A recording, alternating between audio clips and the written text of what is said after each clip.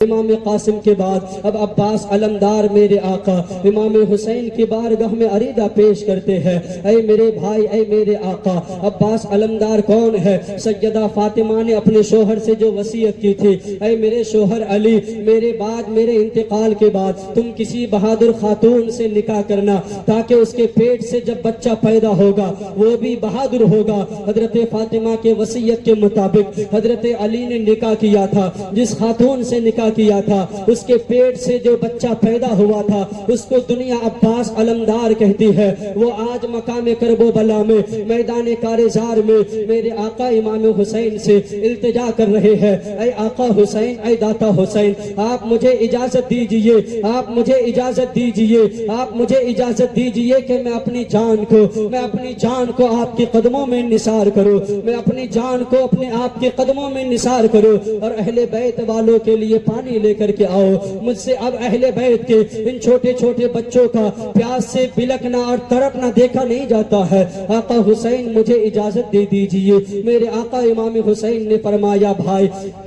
عباس، میرے بعد میرے علم کو اٹھانے والا تم ہی تو ہو، میرے بعد میرے علم کو اٹھانے والا تم ہی تو ہو، میرے بعد میرے قبیلے کی حفاظت کرنے والا تم ہی تو ہو۔ حضرت عباس علمدار رو رو کر کہتے ہیں، اے میرے آقا امام حسین، اب زندگی میں کوئی مزہ باقی نہیں رہی، آپ مجھے اجازت دے دیجئے کہ میں اہل بیت کو پانی پلا کر کے بس اپنی جان کو جانے جانا کے آفری کر دو، اپنی جان کو جانے جانا کے سپرد کر دو۔ المختصر حضرت عباس علمدار کو میرے آقا امام حسین نے اجازت دے دیا۔ حضرت عباس علمدار پانی کا ایک مشکیزہ اپنے ہاتھ میں لیتا ہے، لینے کے بعد میدان کارزار میں ظالموں کے صفوں کو الٹ پلٹ کرتے ہوئے نہر فرات کے قریب پہنچ جاتا ہے، نہر فرات کے قریب پہنچ جاتا ہے۔ نہر فرات کے قریب پہنچنے کے بعد نہر فرات میں اپنے ہاتھوں کو چلو بنا کر کے نہر فرات کے پانی کو اٹھانے کی کوشش کرتے ہیں اور پینا چاہتے ہیں تو سکینہ کی پیاس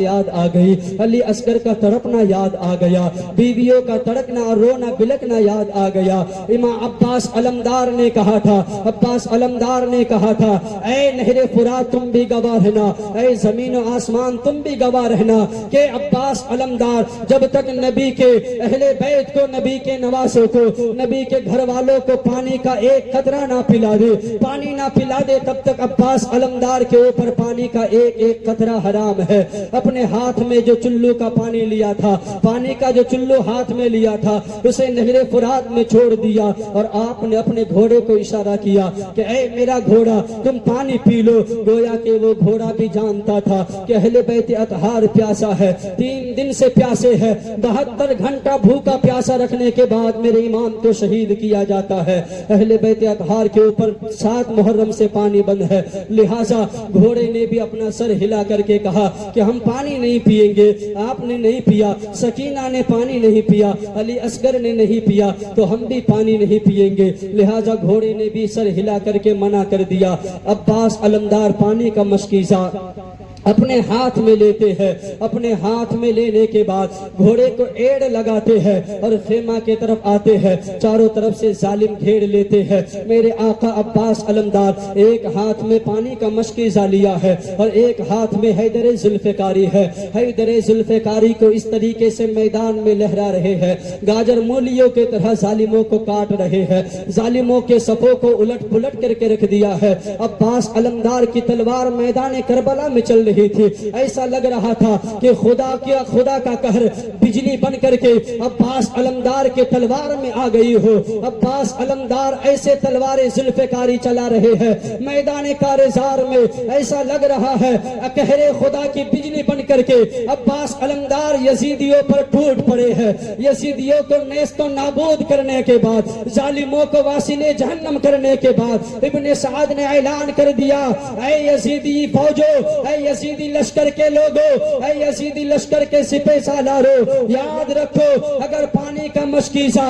امام حسین کے خیمے میں چلا گیا، یزیدیت میں سے کوئی زندہ بچ کر یہاں سے نہیں جائے گا۔ یہ 22,000 کا جو لشکر دیکھ رہے ہو، اگر یہ پانی کا مشکیزہ امام کے خیمے میں چلا جائے گا تو کوئی یہاں سے زندہ بچ کر واپس نہیں جائے گا۔ لہٰذا کسی بھی طریقے سے عباس علمدار کو روکا جائے۔ ظالموں نے اس طریقے سے میرے آقا عباس علمدار کو گھیر لیا، علی کے شیر کو گھیر لیا، اور نوفل نامی ایک ظالم نے ایسا تلوار چلایا، نوفل نامی ظالم نے تلوار کا ایک ایسا وار کیا کہ میرے آقا عباس علمدار کا ایک بازو کٹ کر کے زمین پہ آ گیا۔ اللہ اللہ، نوفل نامی ملعون نے ایسا تلوار کا وار کیا کہ عباس علمدار کا ایک بازو کٹ کر کے زمین پہ آ گیا۔ میرے آقا عباس علمدار پانی کے مشکیزے کو جلدی سے دوسرے ہاتھ میں لیتے ہیں، اور دوسرے ہاتھ میں لینے کے بعد خیمے کی طرف بڑھتے ہیں،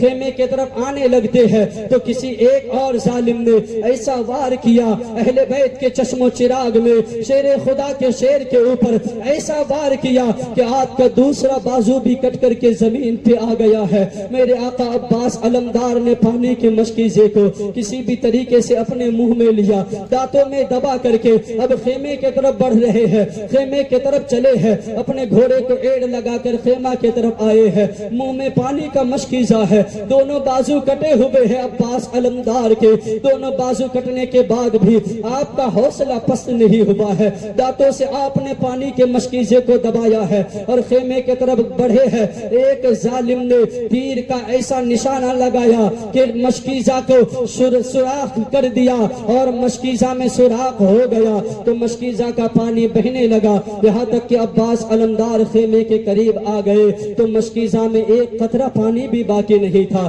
اہل بیت اطہار تک پانی نہ پہنچ پایا، اہل بیت اطہار کے پاس پانی نہیں آیا، اور عباس علمدار زمین پہ آئے اور حسین اعظم کو پکارنے لگے، بلانے لگے، اے میرے بھائی، اے آقا حسین، اپنے بھائی عباس علمدار کی خبر لیجئے۔ آقا حسین دور کر کے خیمے سے باہر آتے ہیں، عباس علمدار کو اس طریقے سے دیکھتے ہیں کہ دونوں بازو کٹے ہوئے ہیں، حسین اعظم کی چیخ نکل جاتی ہے، گویا کہ کرب و بلا کے میدان میں آقا حسین نے عباس علمدار کے لاشے کو اپنی گود میں لیا، اپنی گود میں لینے کے بعد ایسی چیخ ماری کہ ہائے آج میری کمر ٹوٹ گئی۔ جب آقا حسین نے ایسی چیخ ماری میدان کرب و بلا تھر تھر کانپنے لگی، ظالم بھی کانپنے لگے۔ میرے آقا امام حسین چیخ مار کر کے پکار اٹھے اور کہا کہ آج حسین کی کمر ٹوٹ گئی، میرے بعد میرے علم کو سنبھالنے والا